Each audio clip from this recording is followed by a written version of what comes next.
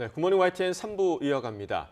어제는 중부지방에 도깨비 호우가 쏟아지며 서울 일부 지역에 사상 첫 극한 호우 재난 문자가 발송됐습니다. 오늘은 남부지방에 강한 비가 집중되며 추가 피해가 우려됩니다. 기상센터 연결해서 자세한 날씨 알아보겠습니다. 신미림 캐스터. 네, 기상센터입니다. 네, 지금 강한 비가 집중되는 곳이 있다고요?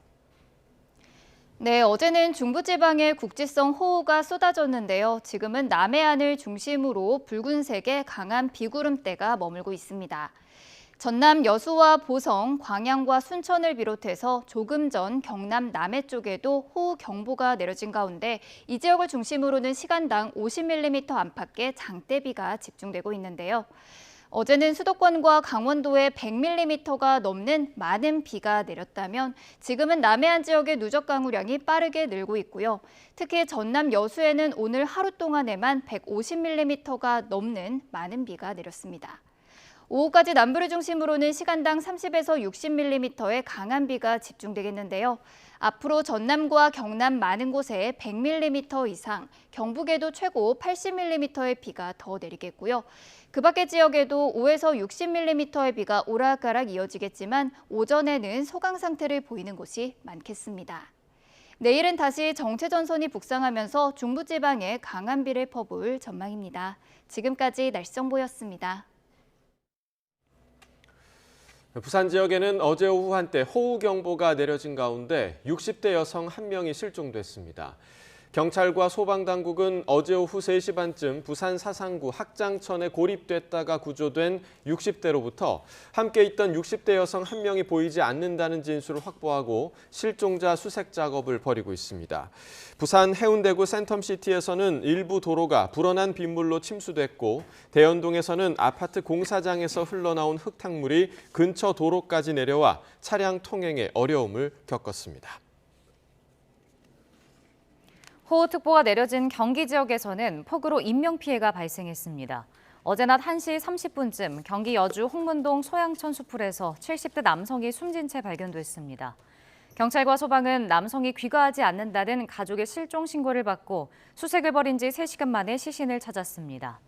경찰은 A씨가 갑자기 불어난 하천에 휩쓸리는 장면이 찍힌 주변 CCTV를 토대로 정확한 사고 경위를 조사하고 있습니다.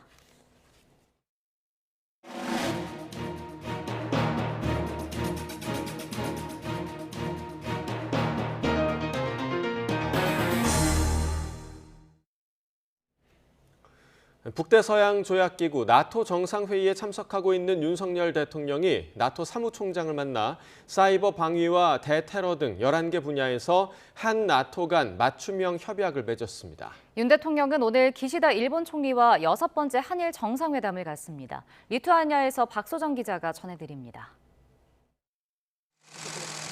나토 회의장 앞에서 반갑게 악수를 나눈 윤석열 대통령과 옌스 스톨텐베르그 나토 사무총장. 한 나토 간 새로운 협약을 체결했습니다. 신흥기술, 사이버 방위, 대테러 등 11개 분야 맞춤형 협력 방안을 담은 것으로 2012년에 처음 체결돼 2차례 개정한 한 나토 파트너십을 격상한 겁니다. 개별 맞춤형 이런 프로그램들을 만들어서 협력의 틀을 제도화하고 그리고 나토와 군사 정보와 사이버 분야의 협력에 관한 논의를 대통령실은 군사 분야 정보 공유를 획기적으로 강화하는 방안도 논의했다고 전했습니다. 북핵 문제에 대해선 윤 대통령은 국제사회가 단호한 메시지를 발신해야 한다고 강조했고 스톨텐베르그 총장은 북핵에 대한 우려를 전하며 우리 정부에 대한 지지를 재확인했습니다. We are also very concerned about the nuclear and missile programs of North Korea. This affects all NATO allies. 나토 회의를 계기로 릴레이 회담도 시작됐습니다. 노르웨이, 네덜란드, 뉴질랜드 등 하루 동안만 7개 회담을 이어간 윤 대통령은 우크라이나 전쟁 종식과 평화 회복을 위한 노력을 약속하며 2030 부산 엑스포 유치를 위한 지지도 거듭 요청했습니다. 나토 정상회의 마지막 날인 오늘은 윤 대통령과 기시다 일본 총리의 회담이 열립니다. 윤 대통령 취임 이후 6번째 한일 회담으로 후쿠시마 오염수 관련 대화가 어떤 결론으로 이어질지 이목이 쏠립니다. 대통령실 고위 관계자는 오염수 문제뿐 아니라 외환 위기에 대응하는 공동 안전 장치와 첨단 기술 연구, 공급망 안정화를 위한 협력 방안 등이 개진될 수 있다고 전했습니다. 나토에 초청된 젤렌스키 우크라이나 대통령과 윤 대통령의 만남이나 회담 가능성에 대해 대통령실은 아직은 회담할 정상 명단에 포함되어 있지는 않다고 밝혔습니다. 리투아니아 빌뉴스에서 YTN 박소정입니다. 북대서양조약기구 나토가 우크라이나의 가입 절차를 축소해주는 동시에 신속한 가입을 추진하겠다고 약속했습니다. 하지만 구체적인 일정은 제시하지 않았는데 우크라이나는 러시아의 테러 동기가 될 것이라며 반발했습니다. 이만수 기자의 보도입니다. 리투아니아 빌뉴스에서 열린 정상회의 첫날, 북대서양 조약기구 나토는 우크라이나의 가입을 다시 확인했습니다. 우크라이나가 나토의 회원국이 될 것이라는 지난 2008년 정상회의 합의에서도 한 발 더 나갔습니다. 가입 절차가 개시될 경우 신청국이 거쳐야 하는 회원국 자격 행동 계획을 면제해 주기로 한 겁니다. We reaffirmed that Ukraine will become a member of NATO and agreed to remove the requirement for a membership action plan. 우크라이나에 대한 이른바 신속 가입을 약속한 건데 나토는 중대한 진전이라고 의미를 부여했습니다. 나토 가입 논의에 맞춰 리투아니아를 방문한 젤렌스키 대통령도 우크라이나가 나토를 강하게 할 것이라며 나토 회원국 의지를 보였습니다. НАТО дасть Україні безпеку. Україна зробить НАТО сильніше. 하지만 구체적인 일정은 제시되지 않았는데 적어도 중전기 가입시켜달라는 우크라이나의 요청도 수용하지 않았습니다. 다만 나토는 우크라이나군 현대화와 별도의 안전보장 대책, 추가 지원 대책 등을 검토하고 있습니다. 그럼에도 젤렌스키 대통령은 가입 시기에 대한 확답을 내놓지 않은 나토를 겨냥해 러시아의 테러가 계속될 동기가 될 것이라며 터무니없다고 반발했습니다. 러시아 역시 유럽 안보에 큰 위험이 될 것이라고 불쾌감을 감추지 않았습니다. Потенциально это очень опасно для европейской безопасности. И действительно это таит в себе очень большие опасности. И те, кто будут принимать это решение, должны себе отдавать в этом отчет. 나토는 이와 함께 북한의 핵 폐기를 다시 한번 촉구했고 중국의 강압적 정책에 맞서 회원국들 사이 협력을 강화해 나갈 것이라고 강조했습니다. YTN 이만수입니다. 나토 소속 31개 동맹국이 공동 성명을 내고 북한은 완전하고 검증 가능하며 불가역적인 비핵화, CBID에 나서야 한다고 다시 촉구했습니다. 나토는 북한이 핵 무기와 현존하는 핵 프로그램을 비롯해 모든 대량 살상 무기와 탄도미사일 프로그램을 완전하고 검증 가능하며 불가역적으로 포기해야 한다는 점을 재확인했다고 강조했습니다. 이어 북한이 핵 확산 금지 조약과 국제 원자력 기구 안전 보장 조치에 복귀하고 이를 준수하기를 촉구한다면서 북한의 한미일을 포함한 모든 관계국의 대화 제의를 받아들일 것을 요구했습니다.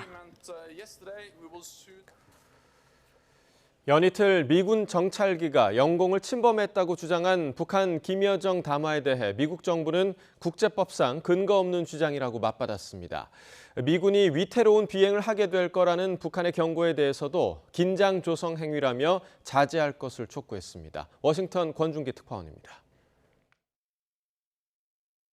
미 국무부는 배타적 경제수역 EEZ를 미군이 침범했다는 북한 주장은 국제법상 성립되지 않는다고 반박했습니다. 공해상인 EEZ는 항행과 비행의 자유가 보장된 구역이라는 겁니다. The DPRK's recent statements that U.S. flights above its claimed exclusive economic zone are unlawful are unfounded, as high seas freedoms of navigation and overflight apply in such areas. 북한 김여정 부부장이 전날 미군 정찰기 격추를 위협한 데 이어 무단 침범 시 미군이 매우 위태로운 비행을 경험할 거라고 으름장을 놓은 데 대해선 긴장 조성 행위라고 거듭 비판했습니다. 그러면서 북한이 외교적 해법에 나서야 한다며 조건 없는 대화에 응할 것을 촉구했습니다. We remain committed to diplomacy and reiterate our interest in dialogue with Pyongyang without preconditions, something that they have so far not taken us up on. 앞서 미 국무부는 서면 답변에서 북한 김여정의 담화는 무모하고 무책임한 위협이라며 강한 어조로 비판했습니다. 브리핑에서는 젤렌스키 우크라이나 대통령이 한국의 살상무기 지원을 요청한 데 대한 미국 정부 입장도 물었습니다. 밀러 대변인은 각국이 판단할 문제지만 우크라이나에 대한 어떤 지원이든 미국은 환영한다고 답했습니다. 이번 주 인도네시아에서 열리는 아세안 지역안보 포럼에서 중국이 후쿠시마 오염수 방류 계획을 문제 제기할 수 있다는 질문에는 IAEA가 과학에 기반한 평가를 내렸다며 일본 방류 계획을 지지한다는 입장을 재확인했습니다. 워싱턴에서 YTN 권준기입니다. 국제원자력기구 IAEA가 최근 후쿠시마 원전에 개설한 현지 사무소에 우리 정부가 한국인 전문가를 파견하는 방안을 추진하고 있습니다. 임수석 외교부 대변인은 IAEA 상주 사무소에 외교부가 한국인 전문가 파견을 요청했다는 보도에 대한 질문에 국민이 안심할 수 있도록 IAEA의 향후 활동에 우리 측 참여를 계속하기 위해 IAEA와 협의해 나갈 예정이라고 답했습니다. 다만 현장 사무소 활동이 확정되지 않은 상황이라며 아직 구체적인 협의를 진행할 단계는 아니라고 덧붙였습니다. 하야시 요시마사 일본 외무상이 이번 주 인도네시아 자카르타에서 열리는 아세안 관련 외교장관 회의에서 왕이 중국 공산당 중앙정치국 위원과 회담을 검토하고 있다고 일본 교도통신이 보도했습니다. 회담이 열리면 하야시 외무상은 후쿠시마 제1원전 오염수 해양 방류 계획에 대한 일본의 입장을 왕위위원에게 설명할 방침인 것으로 전해졌습니다. 하지만 일본 정부의 오염수 해양 방류에 반대하는 중국이 일본과 개별 회담에 응할지는 불투명합니다. 미국은 일본의 후쿠시마 원자력 발전소 오염수 해양 방류 계획이 국제 안전 기준에 맞는다는 국제 원자력 기구 IAEA의 평가를 거듭 옹호했습니다. 매슈 밀러 국무부 대변인은 브리핑에서 일본이 후쿠시마 원전 사고의 여파를 관리하는 데 있어 열려 있고 투명했다고 믿는다며 일본은 방류 계획을 IAEA와 사전에 조율해 왔다고 밝혔습니다. 이어 IAEA는 과학에 기반한 투명한 절차를 수행했다며 미국은 국제적인 전문가로 이루어진 IAEA 일본의 방류 계획을 공정하고 사실에 입각해 검토하고자 지속해서 노력했다고 판단한다고 말했습니다.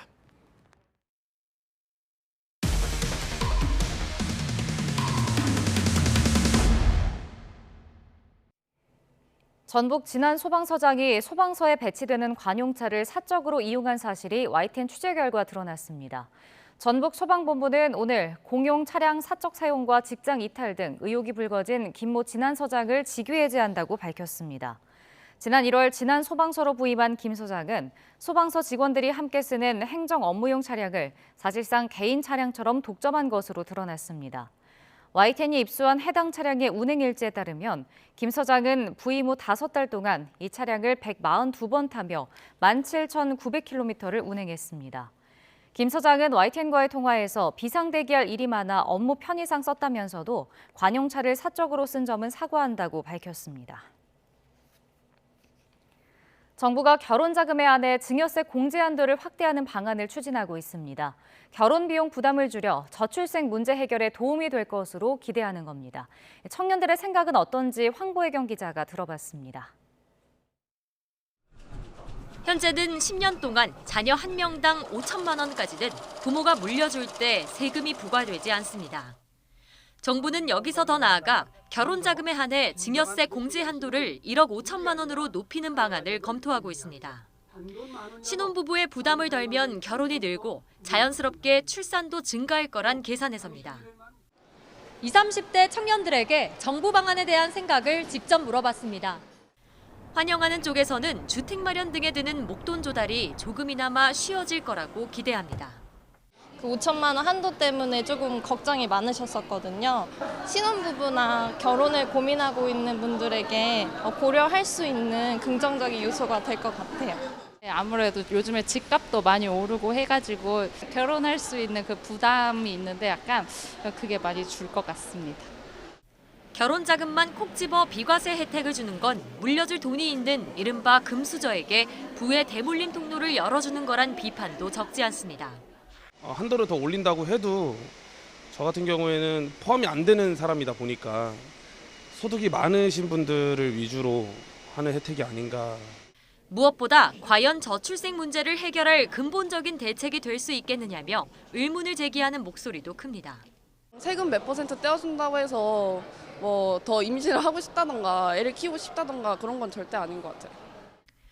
여성 1명이 평생 낳을 것으로 예상되는 출생아 수인 합계 출산율은 지난해 0.78명으로 역대 최저 수준으로 떨어졌습니다. 올해 1분기 합계 출산율도 0.81명으로 1분기 기준으로 가장 낮았습니다. 정부는 이번 달 안에 구체적인 공제 한도를 결정할 계획입니다. 그러나 정말로 비용이 부담돼 결혼과 출산을 포기하는 청년들은 부모의 도움을 받지 못하는 계층인 만큼 이들을 위한 지원책이 더 절실하다는 지적에 힘이 실립니다. YTN 황보혜경입니다.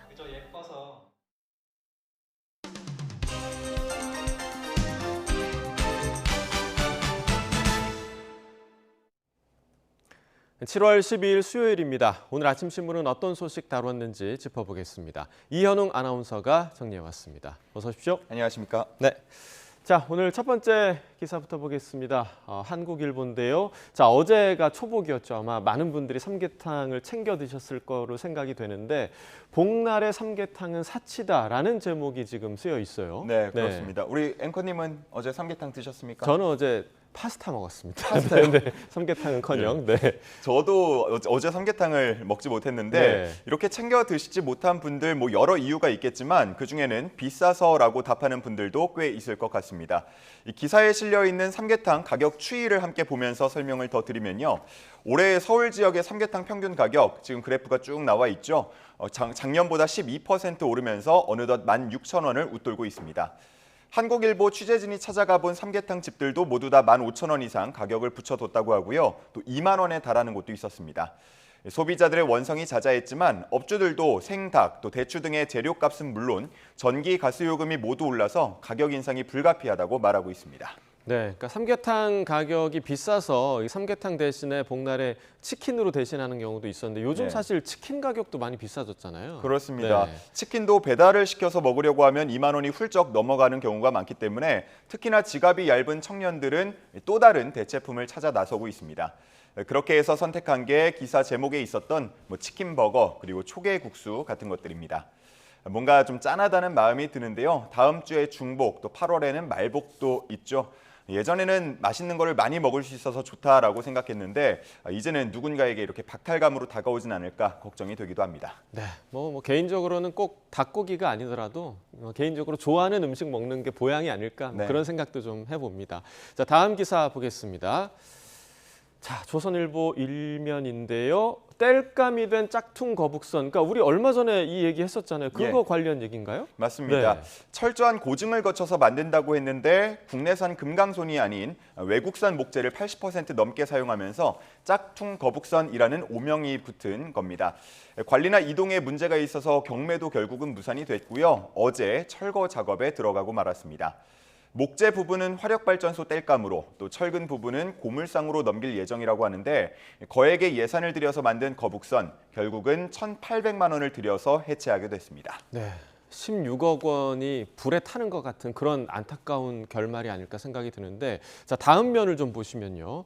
자, 문제는 이렇게 그 세금이 낭비되는 시설물이나 관광물들이 이렇게 더 많다는 거죠. 네, 그렇습니다. 대표적인 사례들이 현재 사진에 실려 있는데요. 목표했던 만큼 방문객이 찾아오지 않으면서 적자를 내거나 혹은 예상치 못한 문제로 방치되는 경우들이 있었습니다. 이에 대해서 기사에서는 사업 타당성 검토나 수요 예측을 제대로 하지 않고 일단 예산을 따내서 짓고 보자라는 식의 사업 추진이 이러한 결과를 만들어내고 있다고 지적하고 있었습니다. 한 전문가 역시도 단체장이 임기 내에 무언가 보여줘야 재선 또 3선을 노릴 수 있어서 과욕을 부리는 일이 많다고 지적했습니다. 그리고 시민단체들 역시도 단체장의 치적 쌓기용 사업들에 대해서 정보 공개와 예산 집행이 제대로 이루어지지 않고 있다면서 철저한 예산 검증 또 타당성 검토가 이루어져야 한다고 요구하고 있었습니다. 네, 국민들의 세금이 쓰이는 그런 사업들이잖아요. 책임지지 못할 사업은 좀 버리지도 말았으면 하는 생각을 가져봅니다. 자, 다음 기사 보겠습니다.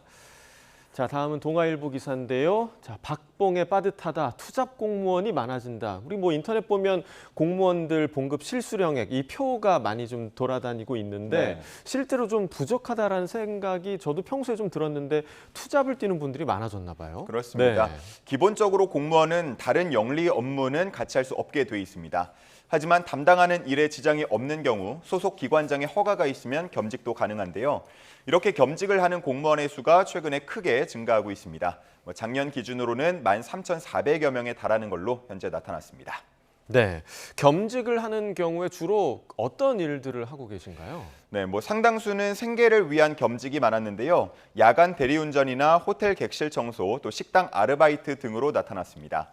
한편 일부 자아 실현을 위해서 겸직을 하는 경우도 있었는데요. 웹소설, 웹툰 작가로 일을 하거나 요가, 필라테스 강사로 일을 하는 경우도 있었습니다. 겸직 공무원이 늘고 있지만 그만큼 허가를 받지 않고 겸직을 하다가 적발된 사례도 함께 늘고 있었는데요. 이럴 경우에는 경고나 주의, 또 감봉 등의 처분이 내려진 걸로 나타났습니다. 네, 요즘 공무원들 예전 같지 않다라는 얘기 굉장히들 많이 하는데 아마 이 봉급과 관련한 이야기가 가장 큰 부분을 차지하지 않을까 생각이 듭니다. 자, 다음 기사 보겠습니다. 중앙일보 기사인데요. 커피를 치면 스크롤 7번 할 때까지 광고만 나온다. 사실 많은 분들이 굉장히 좀 공감할 만한 그런 제목인 것 같은데 관련돼서 좀 변화가 좀 있나 봐요? 예, 네. 여권에서 문제 제기를 하고 나섰습니다. 사실상 국민 대다수가 이용하는 포털인데도 공공성이 떨어진다고 지적을 하는 건데요. 검색 서비스가 정보 제공이라는 본연의 기능보다는 광고에 치우쳐 있다고 꼬집은 겁니다. 이에 윤두현 국민의힘 미디어 정책조정특위위원장이 오늘 포털 검색 광고 규제법을 대표 발의할 예정이라고 합니다. 네, 아마 많은 분들 공감하실 테지만 지금은 검색했을 때 사실 제일 위에 광고물이 더 많이 노출이 되는데 네. 그럼 이보다는 정보성 내용을 더 먼저 보이도록 한다는 거죠? 그렇습니다. 네.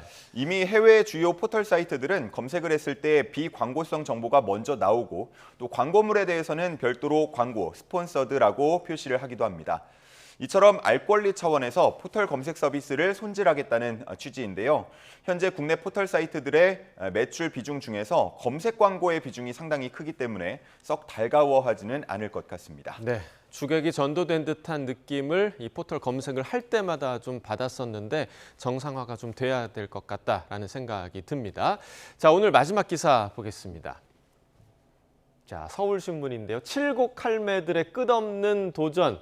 이번에는 래퍼로 그러니까 그 칠곡 글꼴로 유명한 분들이잖아요. 예, 그렇습니다. 네. 대통령이 신년 연하장에 사용한 칠곡 할매 글꼴의 주인공들 아마 다들 기억하실 텐데 최종 글꼴로 만들어진 5분 말고도요. 같은 문해교실에 다니는 할머니들이 수백 분 더 계십니다.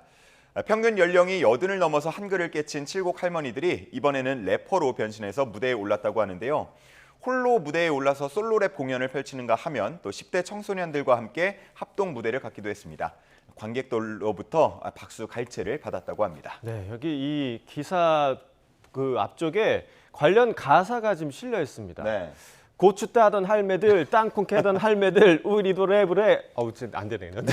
이따가 저녁에 한번 생각이 날 것 같은데. 예. 자, 이 가사를 보니까 굉장히 라임도 좀 살아 있는 것 같고 재미가 좀 있어요. 많은 그렇습니다. 분들이 좋아할 것 같아요. 맞습니다. 네. 할머니들은 이 랩 스승, 래퍼 탐슨과 한글을 가르쳐준 황인정 강사, 그리고 손주들의 도움으로 랩을 써내려 갔다고 합니다.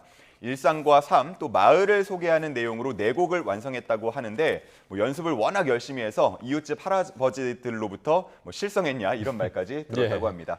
참고로 할머니들이 사는 곳이 어롤이라고 하는데 어롤이 이런 랩들도 함께 포함이 돼 있었습니다. 이번 무대는 일회성으로 끝나지 않았고요. 앞으로 초등학교와 유치원 등 행사를 통해서 계속 이어진다고 합니다. 칠곡 할머니들의 앞으로의 활약도 기대해 보겠습니다. 네. 저의 랩은 망했지만 그래도 우리 칠곡 할머님들 노년의 삶을 정말 즐기고 계신 것 같아서 오늘 즐겁게 마무리할 수 있을 것 같습니다. 굿모닝 브리핑 이현웅 아나운서와 함께했습니다. 고맙습니다. 감사합니다.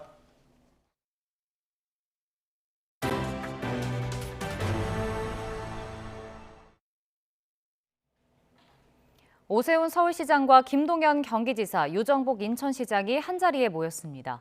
수도권 매립지 문제와 교통난 해소, 국제 스포츠 행사 상호 지원 등 주민들의 삶의 질 향상과 글로벌 경쟁력 확보를 위해 힘을 모으기로 했습니다. 보도에 최명신 기자입니다. 지난해 7월 김포 마리나, 9월 인천 월미도, 지난 2월 서울 노들섬에서 잇따라 호프 미팅을 했던 세 사람이 다시 자리를 함께했습니다. 그동안 나눴던 대화와 신뢰를 바탕으로 수도권 공동생활권 협력을 위한 업무 협약을 체결하기 위해서입니다. 우리 수도권 시민과 도민을 위해서 당적 상관없이 또 가까워 있는 것을 넘어서서 함께 힘을 보태면서 좋은 대화를 나눠서 정말 기쁘게 생각하고. 세 사람은 우선 공동 현안인 쓰레기 매립지 문제와 교통망 확충에 적극 협력하기로 했습니다. 수도권 대체 매립지 확보 문제는 단체장 3명의 지난 선거 핵심 공약임에도 불구하고 환경부와 지자체 간 복잡한 이해관계로 답보 상태에 머물러 있습니다. 또 GTX 노선의 조속한 완공과 서울 5호선의 김포 검단 연장이 5차 국가철도망에 반영될 수 있도록 국토부에 건의하기로 했습니다. 수도권은 하나의 공동생활권이자 공동운명체입니다. 매일 인천 경기에서 서울로 출퇴근하는 200만 명이 넘는 수도권 시민은 서울 시민이기도 합니다. 세 사람은 경인고속도로와 경부고속도로 지하화 추진과 경인 아라뱃길 활성화를 위해서도 힘을 보태기로 했습니다. 이 밖에도 수도권에서 개최되는 국제 스포츠 행사를 상호 지원하고 수도권 통합 관광 콘텐츠도 개발해 글로벌 경쟁력 확보에 나서기로 했습니다. 우리 세 단체 지방 정부가 잘하면은 바로 수도권이 잘 되는 것뿐만이 아니라 대한민국이 잘 되는 길이다 이렇게 생각을 합니다. 수도권 단체장 3명이 뜻을 모아 만든 협약인 만큼 무게감을 더했지만 세부적인 실천 방안을 놓고는 지자체 간 이해관계가 다를 수밖에 없어 구체적인 성과물로 이어질지는 좀 더 두고 볼 일입니다. YTN 최명신입니다. 민주노총이 2주간 총파업을 진행하고 있는 가운데 최대 산별노조인 금속노조가 오늘 총파업에 나섭니다. 단일 사업장 노조 가운데 최대 규모인 현대차 노조도 지난 2018년 이후 5년 만에 총파업에 동참합니다. 민주노총은 현재 정권 퇴진을 전면에 내걸고 최저임금 인상과 노란봉투법 입법, 일본 핵 오염수 해양 투기 저지 등을 요구하고 있습니다. 정부는 민주노총이 정권 퇴진과 오염수 방류 저지 등 근로조건 개선과 무관한 사항을 요구하며 정치 파업을 하고 있다고 비판하고 불법 행위에는 어떠한 관용도 없이 엄정히 대처하겠다고 밝혔습니다. 경찰이 불허를 결정한 오늘 민주노총의 총파업 대회 집회를 오후 일부 시간대 차도가 아닌 범위에서 제한적으로 허용하라고 법원이 판단했습니다. 서울행정법원은 민주노총이 서울 용산경찰서장을 상대로 5개 집회금지 통고 처분을 취소해달라고 낸 집행정지 신청을 일부 받아들였습니다. 재판부는 오늘 오후 3시부터 오후 5시까지 차도가 아닌 인도로만 한 방향으로 한 차례 행진해야 한다는 조건으로 민주노총이 신청한 집회를 허용하라고 밝혔습니다. 서울 지하철과 버스 요금의 인상폭과 시기가 오늘 결정됩니다. 서울시는 오늘 교통요금 조정 물가대책위원회를 열고 대중교통 요금 인상안을 심의하는데 구체적인 시간과 장소는 공개하지 않았습니다. 앞서 오세훈 서울시장은 지난 3일 기자간담회에서 300원을 올린다는 시 입장에는 변함이 없으나 인상 시기를 조절해 정부 부담을 던다는 취지에서 협의를 이어나가겠다고 밝힌 만큼 150원씩 2차례 올리는 방안이 가장 유력합니다. 이번에 인상이 결정되면 서울시 대중교통요금은 2015년 6월 이후 8년 만에 오르게 됩니다.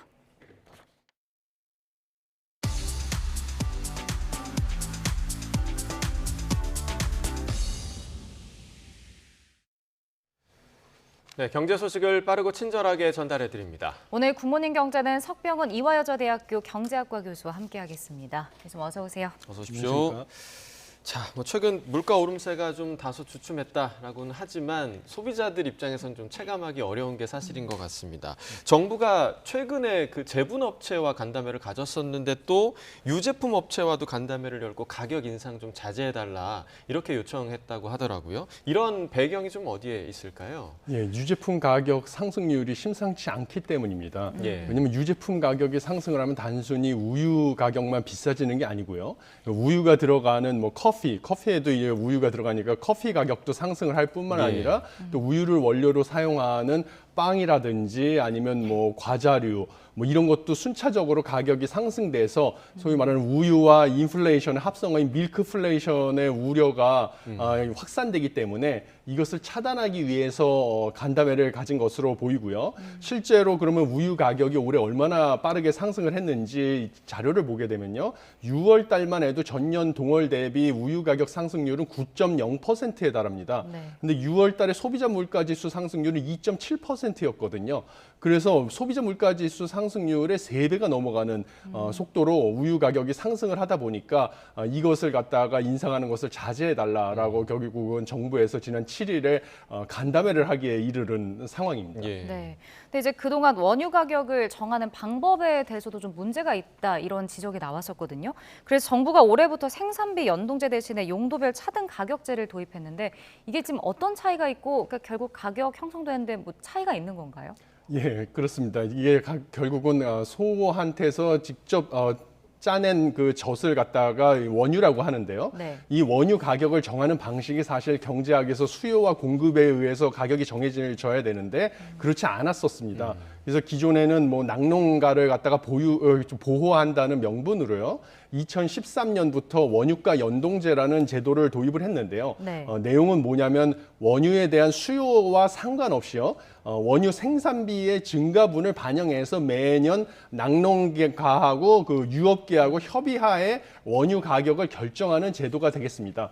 그런데 이러다 보니까 뭐 낙농가 입장에서는요. 아무리 그 생산 비용이 올라도 그 생산 비용을 협의하에서 원유 가격에 반영을 시켜서 받아내면 되지 않겠습니까? 그러니까 뭐 생산 비용을 특별히 절감할 이유가 없는 것이죠.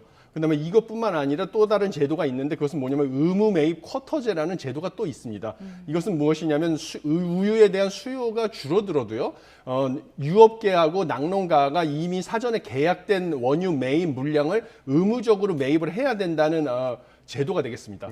이 두 가지 제도 때문에 원유가 연동제와 의무 매입 쿼터제 때문에 낙농가 입장에서는 특별히 그 비용을 생산 비용을 절감할 이유가 없어서요. 그 고비용 구조가 고착화되고 그러다 보니까 원유가는 수요와 상관없이 생산 비용 상승함에 따라서 지속적으로 상승해 와서요. 원유가 연동제를 10년 전에 도입을 했는데 10년 만에 흰우유 소비자 가격은 국내에서 무려 37.3%나 상승을 하는 결과를 얻었습니다. 그러다 보니까 수요는 줄어드는데 가격이 상승을 하니까 수요는 더 크게 줄어드는 것이죠. 그리고 뭐 우유를 사용해서 제품을 생산하는 유업계 입장에서도요. 마시는 우유 말고 이제 가공유라고 하는데요. 우유를 이용해서 뭐 아이스크림도 만든다든지 뭐 빵도 만든다든지 이럴 때 유제품을 따는 치즈나 뭐 이런 거 유제품을 만드는 데 사용하는 가공유 같은 경우는 또 수입을 한 원유를 사용할 인센티브가 크지 않겠습니까? 그래서 원유 수입, 가공유 원유 수입도 증가를 해서요. 국산 우유 자급률 같은 경우는 오히려 2001년에는 77%였는데 20년 만에 45.67%로 하락을 했습니다. 이런 상황이기 때문에 사실은 낙농가를 보호한다는 그 원래 목적도 달성을 못하고 원유 가격만 끌어올리는 결과를 얻어서 정부에서 올해부터는 용도별 차등 가격제로 개선을 하겠다라고 얘기를 했는데요. 그 말은 뭐냐면 우리가 마시는 흰우유에 들어가는 음용유죠, 원유. 음용유의 가격하고 그다음에 뭐 유제품 다른 유제품이죠. 뭐 요거트라든지 치즈라든지 버터에 들어가는 가공용 원유의 가격을 다르게 책정을 하겠다는 것이죠. 그래서 마시는 유의 가격이 음용유에 들어가는 원유 가격은 좀 높게 책정을 해주고 대신 가공유에 들어가는 원유 가격은 낮게 책정을 하겠다. 왜냐하면 가공유는 또 수입을 하는 문제가 생기니까요. 이런 시스템이었는데요. 그렇지만 여전히 수요를 반영해서 가격을 정하는 게 아니고 낙농가하고 유업계가 협의하에 낙농가의 의사의 생산 원가를 반영해서 가격을 정하기 때문에요. 현재 협상 중인 것만 보더라도요. 음용료 같은 경우는 리터당 69에서 104원대로 지금 협의를 하고 있는데요. 최저 인상폭인 69원을 적용을 해도 원유가가 음용료 기준으로 리터당 1,065원이 될 예정입니다. 이것은 현 수준 대비 6.9% 인상으로 역대 최대치 인상이 되고요. 이게 적용이 될 경우에는 추석을 전후해서 흰우유 가격이 리터당 3,000원으로 인상될 것으로 예상이 되는 상황입니다. 네. 워낙 그 우유 들어가는 제품이 많기 때문에 빨리 좀 현실화됐으면 좋겠고요. 자, 우유값도 올랐고 약값도 굉장히 좀 많이 오르고 있습니다. 그러니까 제약업계에서 일반 의약품 가격을 지금 줄줄이 인상을 하고 있는데 그 이유가 좀 어디에 있을까요? 예, 이것도 지금 약값 인상을 자제해달라고 정부 보건복지부 장관이 또 약품업계하고 간담회를 했는데요. 이러다 보면 진짜 모든 제품의 그 업계하고 정부하고 다 간담회를 해야 될 지경입니다. 그렇기 때문에 이런 식으로 인위적으로 통제를 해가지고는 물가를 잡을 수 없다는 점을 제가 다시 한번 말씀드리고 싶고요. 그다음에 지금 약값 같은 경우는요, 우리가 전문 의약품과 일반 의약품으로 나눌 수가 있습니다. 전문 의약품은 의사의 처방을 통해서 우리가 구입을 할 수 있는 약값이고요. 일반 의약품은 소비자분들이 약국에 가서 의사의 처방 없이 구매를 할 수 있는 약품이 되겠습니다. 그런데 최근에 지금 일반 의약품의 가격이 빠르게 상승을 하고 있습니다. 예를 들면 타이레놀 ER 같은 경우에는요, 1년 만에 가격이 25%나 상승을 했거든요. 그 외에 개보린, 가스 활명수 이런 것들도 올해만 가격이 10% 이상 다 상승을 했습니다. 근데 이렇게 가격이 상승한 이유는 크게 두 가지 요인이 있는데요. 고환율, 고물가 상황에서 일반 의약품을 생산하는 생산 원가가 상승을 했기 때문에 이 원가를 반영해서 가격을 상승해야 될 요인이 있고요. 또 다른 것은 이제 가격 시스템 자체에 문제가 있습니다. 의사의 처방에 의해서 구입을 할 수 있는 전문 의약품 같은 경우는요, 정부에서 가격을 통제하고 있습니다. 고시를 통해서 가격을 결정하게 되기 때문에 제약회사 입장에서는 전문 의약품의 가격을 마음대로 올리지를 못하니까요. 생산 비용을 반영해서 거기서 입은 이윤의 감소를 만회하기 위해서 가격을 자율적으로 결정할 수 있는 일반 의약품의 가격을 급격하게 올릴 수밖에 없는 것이죠. 이렇게 가격 통제를 하게 되면 자유시장 경제 체제 하에서는 부작용이 나올 수밖에 없는 상황이고요. 그러면 또 어떤 분들은 일반 의약품 가격도 정부가 통제하면 되는 것이 아니냐 이렇게 생각을 하실 수도 있는데요. 그렇게 되면 제약회사 입장에서는 결국은 생산 비용은 상승하는데 가격을 못 올리게 되면 이윤이 감소하니까요. 생산량을 줄여서 일반 의약품 품귀 현상이 생길 수도 있고요. 그다음에 또 신약 개발에 적극적으로 투입을 안 할 수가 있기 때문에 신약이 개발되는 속도가 늦어지는 이런 부작용이 생길 수 있기 때문에 가격 통제가 능사는 아니다. 이렇게 말씀을 드리고 싶습니다. 네. 다음 소식도 보겠습니다. 우리나라 25살에서 49살 남성 가운데 절반, 그리고 여성의 3분의 1은 결혼 경험이 없는 것으로 나타났습니다. 그러니까 결혼도 안 하고 출산도 안 하니까 결국 인구가 좀 줄어들게 되는 것 아닌가요? 예, 그럴 수밖에 없는 상황입니다. 지금 우리나라 같은 경우는 특히 혼외 출산의 비율이 다른 선진국에 비해서는 낮은 상황이기 때문에요. 결국 출산을 많이 하려면 혼인율이 올라가야 되는 상황입니다. 그래서 예를 보면 혼외자 출생 비율 같은 경우는요, 2021년에 전체 출생자의 2.9%에 아직 불과해서 많이 낮은 수준이기 때문에요. 결국 인구를 끌어올리기 위해서는 혼인을 끌어올려야 되는데요. 지금 보면 25세에서 49세의 남성의 절반 가까이인 47%가 결혼 안 했고요. 그다음에 여성은 3분의 1인 33%가 결혼 안 했다는 것은 결국은 향후에 인구가 급격하게 감소할 것을 암시하는 것입니다. 그리고 이에 대한 대책으로는요, 결국은 혼인율을 끌어올리는 정책이 필요한데요. 지금 정부에서는 출생률을 끌어올리기 위해서 부모 수당을 도입한다 이런 식의 현금성 지원에만 집중을 하고 있는데, 제가 보기에는 혼인율을 끌어올려야지 결국은 출생률을 끌어올려야 되는 것이고요.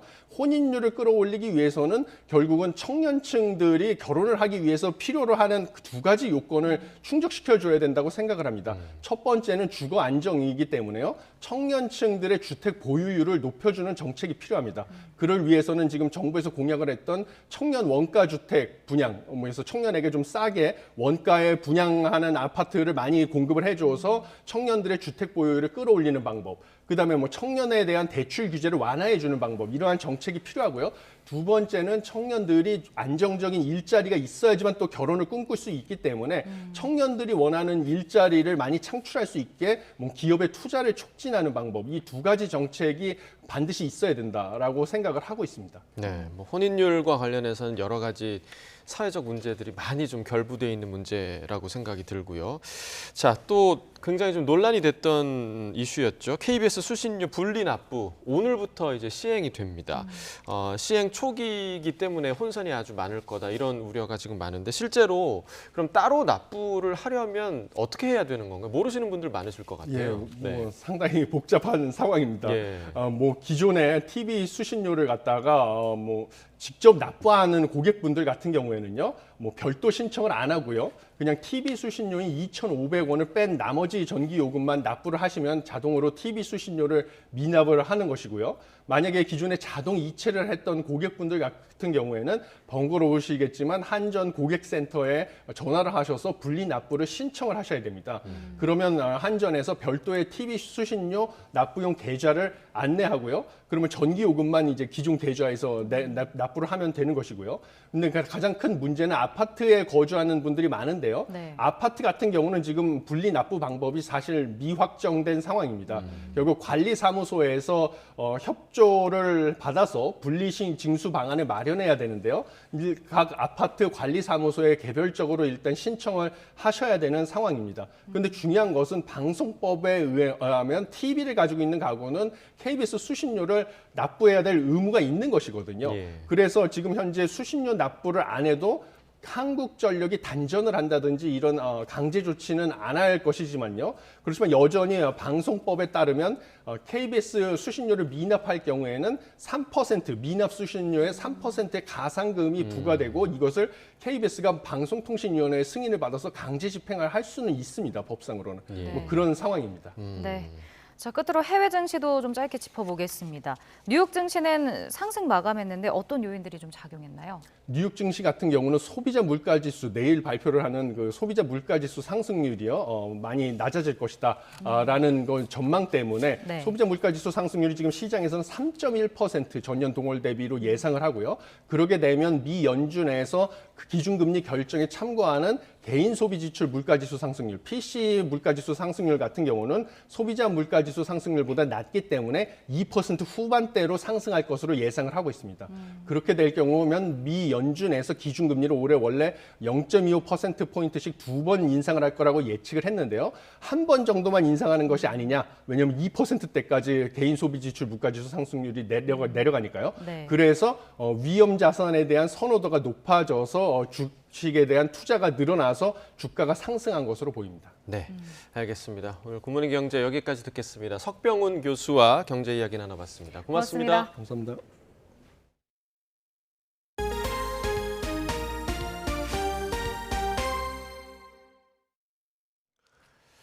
서울 양평고속도로 노선 변경과 특혜 의혹을 둘러싼 논란이 이제는 변경된 종점을 제안한 주체가 누구였는지로 확대되고 있습니다.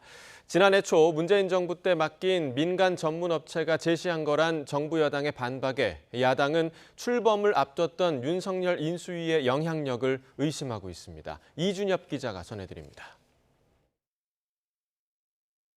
YTN이 확보한 민간 설계업체의 서울 양평고속도로 타당성 조사 용역 착수 보고서입니다. 주요 검토 사항으로 종점부 노선 변경이 명시됐는데 김건희 여사 일가 땅 인근 남양평 IC를 종점으로 하는 지금의 대안과 비슷한 내용이 담겼습니다. 상수원 특별보호구역과 철새 도래지 통과를 최소화하는 노선이라는 설명이 달렸습니다. 업체가 이를 국토부에 보고한 건 윤석열 정부 출범 직후인 지난해 5월. 하지만 정부가 용역을 맡긴 건 그보다 2달 전, 그러니까 문재인 정부 막바지였습니다. 문재인 정부 이제 끝나고 정권 교체기입니다. 교체가 5월 10일 그러니까 이미 아닙니까? 문재인 예. 정부 때 이 예. 대안들이 대안 노선이죠. 대안 노선이 그 전문가들에 의해서 제시된 거죠. 한마디로 전임 정부 때 추진된 종점 변경안을 두고 야당이 김건희 여사 일가 특혜 의혹을 제기하고 있다는 겁니다.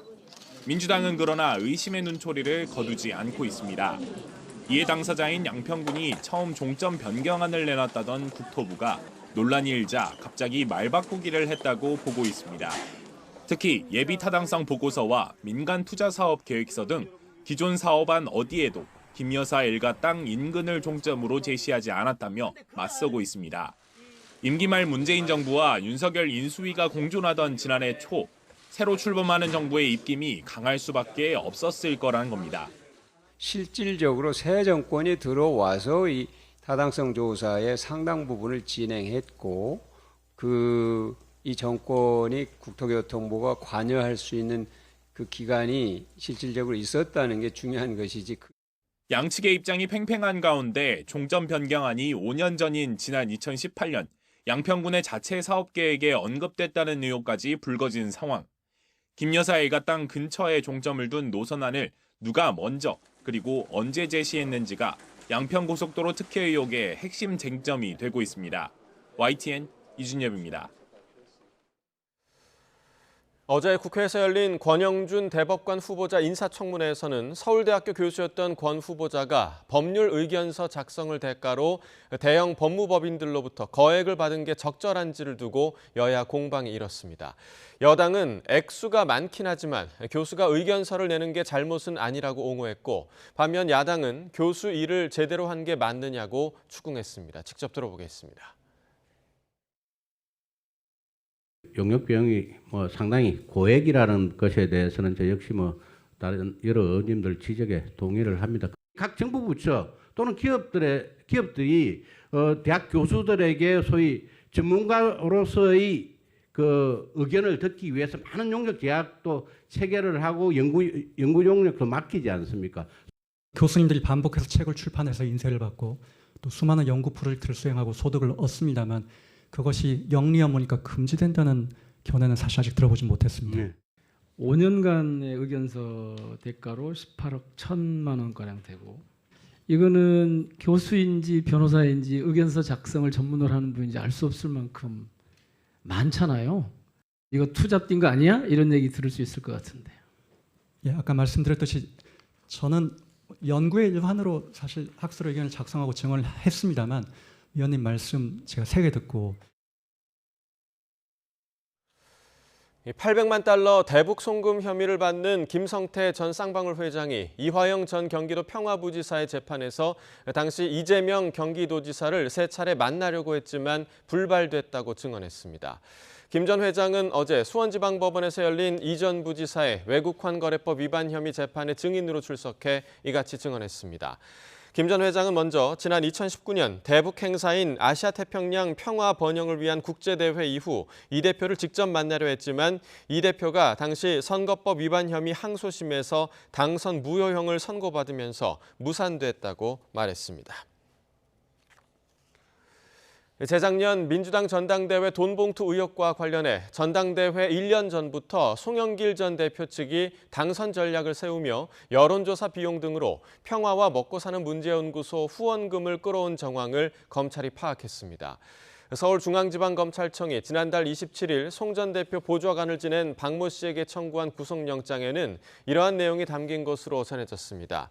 검찰은 2020년 5월 박 씨가 컨설팅 업체에서 송 전 대표 전당대회 당선 가능성에 대한 여론조사 결과를 받은 뒤 비용 550만 원을 대달라고 먹사연 사무국장에게 요청하고 견적서 수신자도 송 전 대표가 아닌 먹사연으로 바꿔달라고 했다고 영장에 적었습니다. 출생신고도 하지 않은 영아 유기 사례가 잇따라 적발되고 있는데 이번에는 6년 전 생후 이틀 된 아기를 안매장한 친모가 경찰에 붙잡혔습니다. 경찰은 전남 광양의 친정집 야산에 아기를 매장했다는 친모의 진술을 토대로 발굴 조사에 나섰습니다. 오선열 기자입니다. 우의를 입은 경찰관들이 삽과 호미를 들고 땅을 파냅니다. 30대 여성 A씨가 6년 전 숨진 자신의 아기를 묻었다고 진술한 야산입니다. 아기의 유해라도 발견하기 위해 퍼낸 흙을 샅샅이 살펴보고 야산 구석구석을 뒤집니다. 뼈가 아직 생성 좀 그래가지고 다 녹아버릴 수가 있다네요. 현장 상황이 비도 오고 그 옆에 벌통까지 있어가지고 벌레까지 쏘여가면서 모기에다가 조금 고생하면서. 전남경찰청은 지난 10일 영아 학대치사 혐의로 친모 A씨를 긴급 체포했습니다. A씨는 지난 2017년 10월 전남 목포의 한 병원에서 남자아이를 출산했습니다. 하지만 이틀 뒤에 전남 광양의 야산에 아기를 유기했습니다. A씨는 경찰 조사에서 잠시 화장실에 다녀온 사이 아이가 숨을 쉬지 않았다며 출생신고가 되지 않은 아기를 친정집 야산에 묻었다고 진술했습니다. 하지만 A씨의 진술 내용이 계속 바뀌면서 경찰은 여러 가능성을 열어두고 조사를 이어가고 있습니다. A씨는 지자체에 출생 미신고 아동 전수조사 당시에도 친척 집에 아기를 맡겼다고 허위 진술을 했습니다. 진술이 왔다 갔다 하니까 좀 더 해봐야 될 것 같아요. 남편은 전혀 몰랐다고 그러고 있고 포렌식이랑 해가지고 다른 조력자가 있는지랑 추가 조사를 해봐야 될 것 같아요. 경찰은 아기 발굴 수색과 함께 A씨에 대한 추가 조사와 공범 여부 등을 조사하고 있습니다. YTN 오세일입니다. 일본 남부 규슈 지역에 하루 최대 400mm가 넘는 기록적인 비가 쏟아지면서 하천이 범람하고 토사가 무너져 내리면서 인명피해가 잇따랐습니다. 비는 그쳤지만 집안이 느슨해진 상태여서 추가 피해 우려가 여전히 큰 상황입니다. 도쿄에서 김세호 특파원이 보도합니다. 황토 색깔로 변한 하천이 주변 주택들을 집어삼킬 기세입니다. 범람한 하천은 위태롭게 버티고 있던 다리 난간까지 휩쓸고 갔습니다. 폭우로 산에서 흘러내린 돌과 흙은 부근에 있던 집들을 순식간에 덮쳤습니다. 사가현의 주택 2곳이 매몰되면서 70대 여성이 숨졌고 남성 2명이 실종되는 등 폭우와 산사태로 인한 인명피해가 잇따랐습니다. バキバキで昨日折れる音とね、ものすごい音がしたんですよね。だけど何かなと思ったらね、土石流の瞬間が起きてから増えていくのを白煙立ててバーッと増えていったんですよ。 하늘에서 내려다본 마을은 폭격을 맞은 듯 성한 곳을 찾기 힘듭니다. 규슈 지방의 후쿠오카, 오이타, 사가현 등의 집중호우가 쏟아졌는데 많은 곳은 하루 동안 420mm가 넘는 강우량을 기록했습니다. 기록적인 호우로 순식간에 불어난 물에 마을 주민들은 쉽게 대피할 엄두를 내지 못했습니다. 避難はされましたか？いや、避難はしてないです。それどうしてされなかったんですか？いや、ちょっともううち心配だったので. 비는 그쳤지만 규슈 지역 곳곳의 지반은 약해져 있어 추가 재해 위험은 여전히 높습니다. 특히 피해 지역 가운데는 도로가 좁고 붕괴 위험으로 중장비 대신 수작업으로 복구 작업을 해야 하는 곳도 적지 않은 것으로 알려졌습니다. 또 비가 그친 직후 30도가 넘는 무더위가 이어지면서 피해 지역 주민과 복구 인력들을 괴롭히고 있습니다. 도쿄에서 YTN 김세호입니다. 미국 동북부를 휩쓴 폭우로 우리 돈 6조 원이 넘는 경제적 피해가 발생한 것으로 추산됐습니다. 블룸버그 통신은 최근 뉴저지와 뉴욕주, 뉴잉글랜드, 버몬트주를 강타한 폭우로 인한 직접 피해액이 30억에서 50억 달러에 이른다고 보도했습니다. 홍수에 휩쓸려 인명피해가 발생하고 일부 지역 도로와 철도 침수로 교통이 마비됐으며 사흘간 운항 취소된 항공편이 2,700편에 이르는 것으로 집계됐습니다. 가장 큰 피해가 난 버몬트주에서는 최대 230mm의 비가 쏟아져 2011년 허리케인 아이린 이후 가장 많은 강수량을 기록했고 집중호우로 도로 곳곳이 허리 높이까지 잠겼습니다. 조 바이든 대통령은 버몬트주에 대해 비상사태를 선포했습니다. 영국에 이어 프랑스도 러시아 본토까지 공격 가능한 장거리 미사일을 우크라이나에 보냈습니다. 불안해진 러시아는 실수하는 것이라며 즉각 반발했습니다. 보도에 이종수 기자입니다. 영국과 프랑스가 합작해 만든 스텔스 성능을 갖춘 순항 미사일 스톰 섀도우입니다.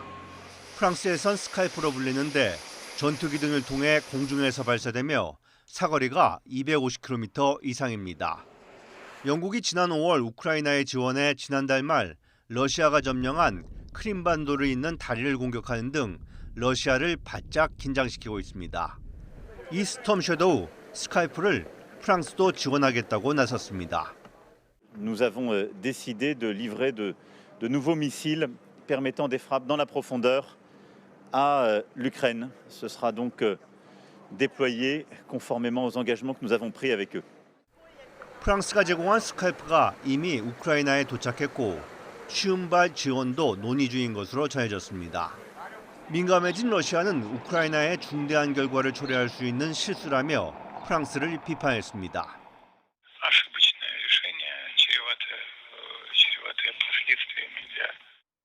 러시아는 리투아니아 나토 정상회의 개막을 몇 시간 앞두고 우크라이나 수도 키이우와 오데사에 밤새 드론 폭격을 가했다고 우크라이나군이 밝혔습니다. 러시아 국방부는 쇼이구 국방장관이 군수공장을 둘러보는 영상을 공개해 그의 건재를 보여주려 했습니다. 한편 우크라이나군이 5주간 반격으로 올해 들어 6개월에 걸쳐 러시아군이 점령한 영토를 회복한 것으로 미국 전쟁연구소는 추정했습니다. YTN의 정수입니다. 어제는 서울 등 중부지방에 집중호우가 쏟아졌다면 오늘은 남부지방이 비상입니다. 현재 경남 남해안에는 호우경보가 내려진 가운데 시간당 50mm 안팎의 물폭탄이 쏟아지고 있는데요. 오늘 오후까지 남부지방을 중심으로 시간당 30에서 60mm 안팎의 강한 비가 집중되겠습니다. 이미 많은 비가 내려 지반이 약해져 있으니까요. 추가 비 피해가 발생하지 않도록 각별히 유의하시기 바랍니다. 현재 레이더 화면부터 살펴보도록 하겠습니다. 붉은색의 강한 비구름이 경남 남해안에 영향을 주고 있습니다. 이 지역에는 시간당 50mm 안팎의 국지성 호우가 쏟아지고 있는데요.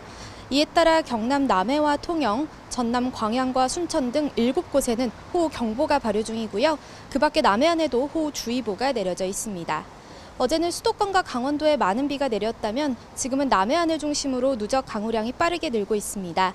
현재 전남 여수 율촌면에는 벌써 150mm가 넘는 폭우가 쏟아졌습니다. 오늘 저녁까지 전남과 경남 많은 곳에 100mm 이상, 경북에도 최고 80mm의 비가 더 내리겠습니다. 그 밖의 지역에는 5에서 60mm가 예상됩니다. 비와 함께 습도 높은 무더위도 계속되겠고요. 내일은 정체전선이 다시 북상하며 전국에 장맛비가 내리겠습니다. 특히 중부지방에 또다시 집중호우가 예상돼 계속해서 주의가 필요하겠습니다. 현재 제주도를 제외한 전국 곳곳에 산사태 위기경보 경계 단계가 발령 중입니다. 시설물 관리와 안전사고에 각별히 유의하시기 바랍니다. 지금까지 YTN 원희다입니다. 네, 이상으로 수요일 굿모닝 YTN 마칩니다. 잠시 후 뉴스라이더가 방송됩니다. 시청해주신 여러분 고맙습니다.